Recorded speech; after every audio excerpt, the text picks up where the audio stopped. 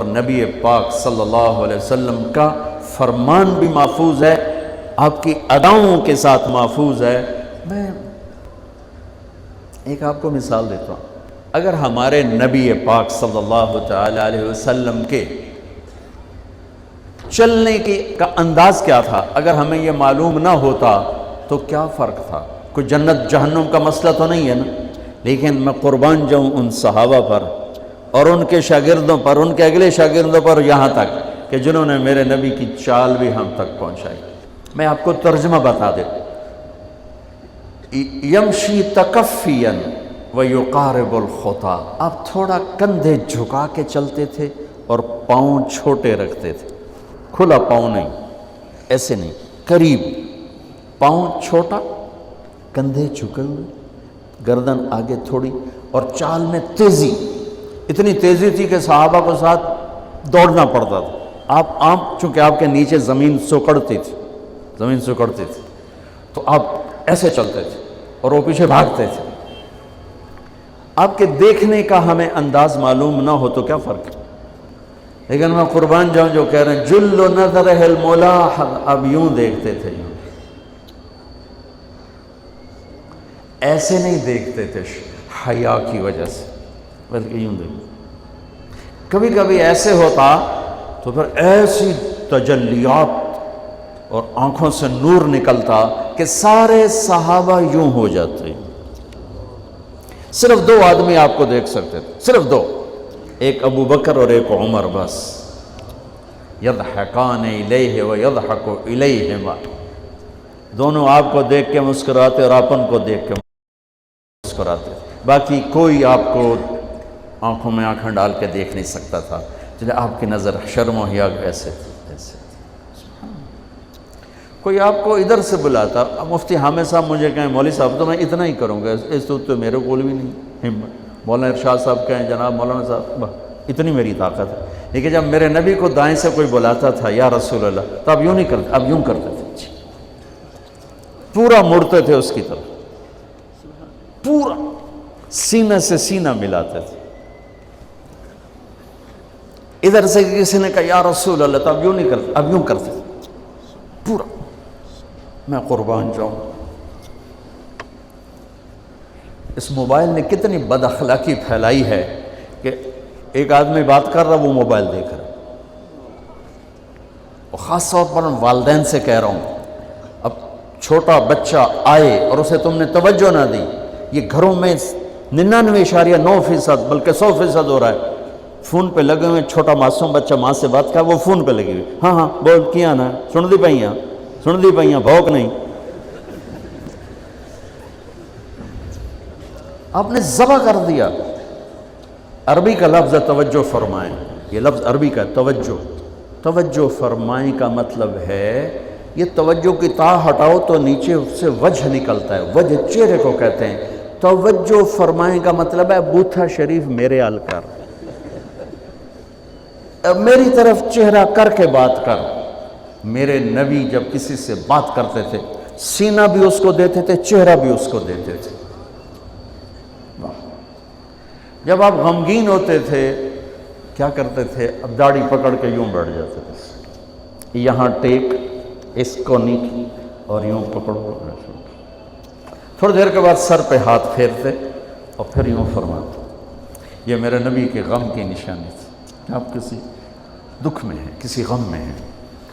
سبحان اللہ۔ جب آپ کسی کو بلاتے تھے تو ایسے نہیں کرتے تھے، ایسے کرتے تھے، پورے ہاتھ کے اشارے سے، ایسے انگلی اٹھانا عیب ہے، یوں کرتے تھے ایسے۔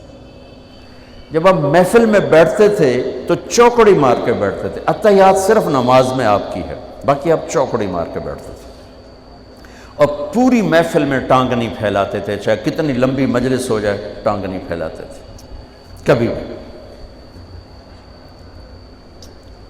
عزت دیتے تھے، سامعین جالسین کو احترام دیتے تھے، عزت دیتے تھے، اور دوران گفتگو آپ یوں کرتے رہتے تھے، یوں۔ یہ آپ کی بے ساختہ حرکت تھی، یہ ہتھیلی، یہ انگوٹھا، یہ ہر آدمی میں نا کوئی اس کی جسم کی غیر ارادی حرکت ہوتی، جیسے میں اپنے انگوٹھے کو یوں کرتا رہتا ہوں، یہ میری بچپن کی عادت ہے، مجھے پتہ بھی نہیں ہوتا، میں انگوٹھا ایسے کر رہا ہوتا ہوں، تو میرے نبی کی بغیر ارادے کے ہاتھوں کی حرکت تھی، آپ دوران گفتگو یوں فرمایا کرتے، یا آپ کو اوپر کر کے دکھا رہا ہوں، ورنہ آپ یہاں ہاتھ ہوتے تھے اور آپ یوں فرماتے رہے. واہ کیا صحابہ تھے کہ ہر شے ہم تک پہنچا. سبحان اللہ. جب آپ غصے میں ہوتے تھے تو ہماری طرح کوئی وہ اظہار تو ہوتا نہیں تھا، پھٹ پڑے وہ بھی نہیں ہے، ڈانٹ ڈپٹ وہ بھی نہیں ہے، اس کو برداشت کیا ہے، اس کا رد عمل آیا ہے چہرے پر. کیا یہاں ایک رگ تھی جو غصے میں ابھر آتی تھی، وہ ایسے ایسے ایسے ایسے ایسے کرتے، بینہما عرق یدرہ الغضب، تو اس سے اندازہ ہوتا تھا غصے میں. کسی پر اظہار ناراضگی ہے تو ہم تو لان تان کرتے ہیں. آپ کیا کرتے تھے؟ ادھر سے ابو ہریرہ آ رہے ہیں، آپ ان پہ ناراض ہیں اور ان کو بتانا بھی چاہتے ہیں، اور یہ ناراضگی ان کی کسی تربیتی پہلو کی وجہ سے ہے. من تصر لنفسہ لا یغضب لنفسہ ومن تصر لہا. ساری زندگی اپنی وجہ سے نہ کسی پہ ناراض ہوئے نہ کسی کی ڈانٹ ڈپٹ کی. تو جب ادھر سے آ رہا ہے نا ابو ہریرہ اور آپ ان کو اظہار ناراضگی فرمانا چاہتے ہیں تو یوں دیکھا اور ساتھ ہی یوں ہو جاتے تھے. بس ادھر سے انس آ رہے ہیں، آپ ان پہ ناراض ہیں، دیکھتے ہی آپ یوں ہو جاتے تھے.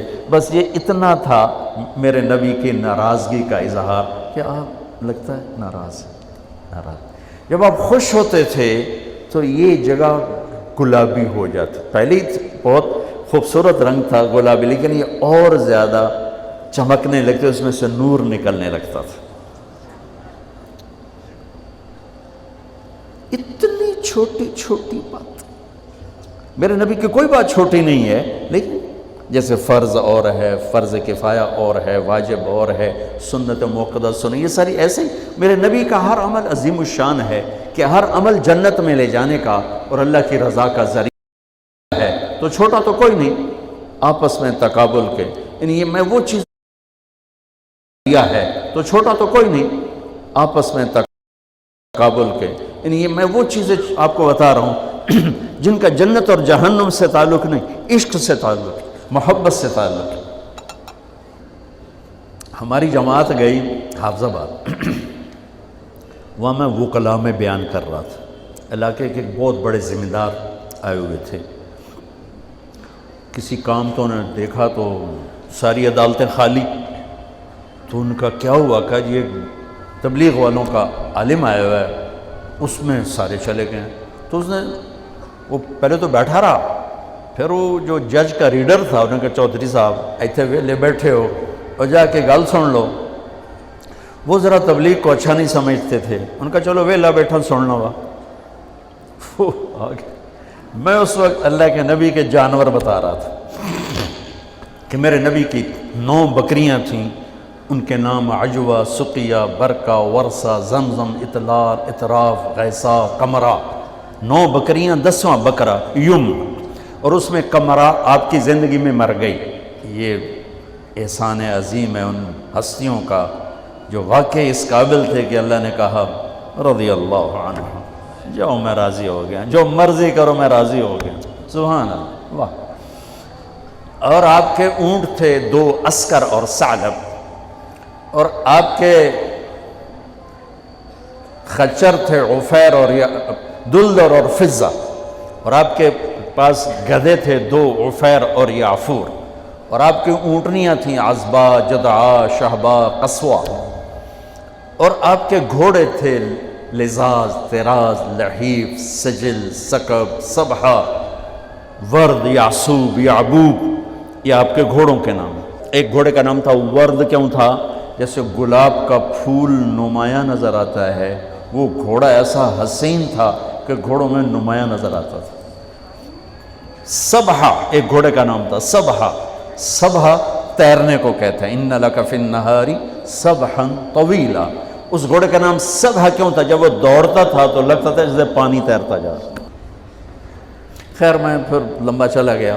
وہ جو تھے نا چودھری صاحب، وہ بیان سن رہے تھے، وہ گئے واپس گاؤں، تو اپنے امام کو صاحب ایک مسئلہ دسو کہ اپنے نبی دی بکریاں دا نام کی ہے؟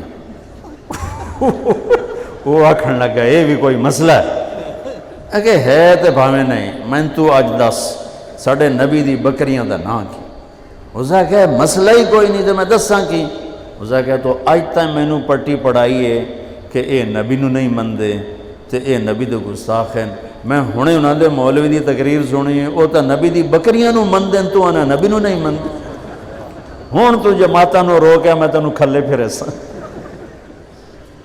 پھر وہ ہماری جماعت پوری کو لے گیا اپنے گاؤں، نے 15-20 ہزار آدمی اکٹھا کیا، میرا بیان کروایا ہوا، کھانا ہوا۔ تو میں قربان جاؤں، آپ اسی سلسلے کی کڑی چل رہے جنہوں نے نبی کے علم کو لیا، آگے دیا، پھر آگے دیا، پھر آگے دیا۔